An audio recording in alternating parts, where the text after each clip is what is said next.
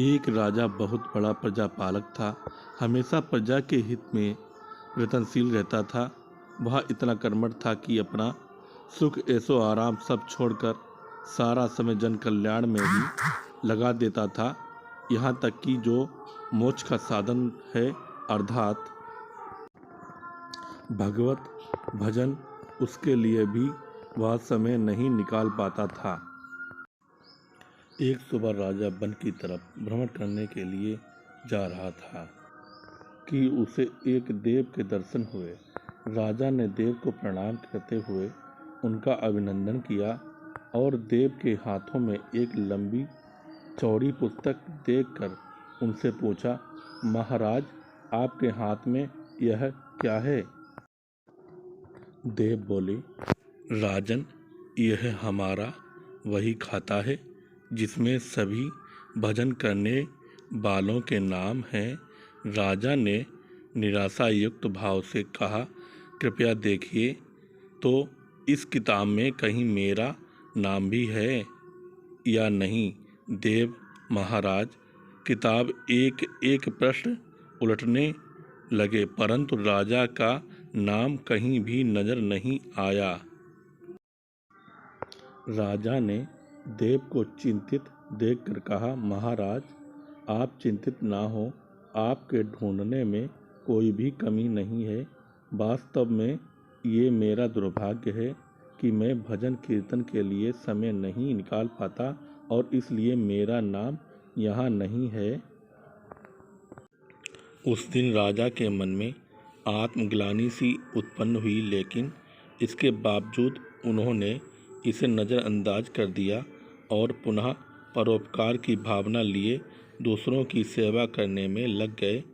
कुछ दिन बाद राजा फिर सुबह वन की तरफ टहलने के लिए निकले तो उन्हें वही देव महाराज के दर्शन हुए। इस बार उनके हाथ में एक पुस्तक थी। इस पुस्तक के रंग और आकार में बहुत भेद था और वह पहली वाली से काफ़ी छोटी भी थी। राजा ने उन्हें फिर प्रणाम करते हुए पूछा, महाराज, आज कौन सा वही खाता आपने हाथों में लिया हुआ है? देव ने कहा, राजन, आज के बही खाते में उन लोगों का नाम लिखा है जो ईश्वर को सबसे अधिक प्रिय हैं। राजा ने कहा, कितने भाग्यशाली होंगे वो लोग। निश्चित ही वे दिन रात भगवत भजन में लीन रहते होंगे। क्या इस पुस्तक में कोई मेरे राज्य का भी नागरिक है? देव महाराज ने बही खाता खोला और ये क्या, पहले पन्ने पर पहला नाम राजा का ही था। राजा ने आश्चर्यचकित होकर पूछा, महाराज, मेरा नाम इसमें कैसे लिखा हुआ है? मैं तो मंदिर भी कभी कभार ही जाता हूँ। देव ने कहा, राजन, इसमें आश्चर्य की क्या बात है? जो लोग निष्काम होकर संसार की सेवा करते हैं, जो लोग संसार के उपकार में अपना जीवन अर्पण करते हैं, जो लोग मुक्ति का लोभ भी त्याग कर प्रभु के निर्बल संतानों की सेवा सहायता में अपना योगदान देते हैं, उन त्यागी महापुरुषों का भजन स्वयं संसार करता है। ये राजन, तू मत पछता कि तू पूजा पाठ नहीं करता, लोगों की सेवा कर। तू असल में भगवान की ही पूजा करता है। परोपकार और निस्वार्थ लोक सेवा किसी भी उपासना से बढ़कर है। अर्थात कर्म करते हुए 100 वर्ष जीने की इच्छा करो तो कर्म बंधन में लुप्त हो जाओगे।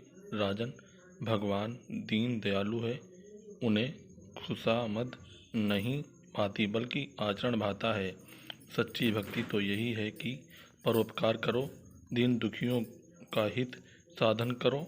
अनाथ, विधवा, किसान व निर्धन आज अत्याचारियों से सताए जाते हैं, उनकी यथाशक्ति सहायता और सेवा करो, और यही परम भक्ति है। राजा को आज देव के माध्यम से बहुत बड़ा ज्ञान मिल चुका था और अब राजा भी समझ गया कि परोपकार से बड़ा कुछ भी नहीं है और जो परोपकार करते हैं वही भगवान के सबसे प्रिय होते हैं। मित्रों, जो व्यक्ति निस्वार्थ भाव से लोगों की सेवा करने के लिए आगे आते हैं। परमात्मा हर समय उनके कल्याण के लिए यत्न करता है। हमारे पूर्वजों ने कहा भी है, परोपकार कार्य पुण्य भवति, अर्थात दूसरों के लिए जीना, दूसरों की सेवा को ही पूजा समझकर कर्म करना, परोपकार के लिए अपने जीवन को समर्थ बनाना ही सबसे बड़ा पुण्य है।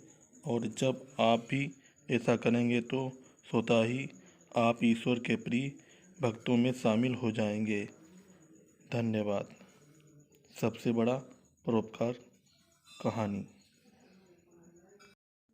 अगर हमारी कहानी अच्छी लगी हो तो सब्सक्राइब करें।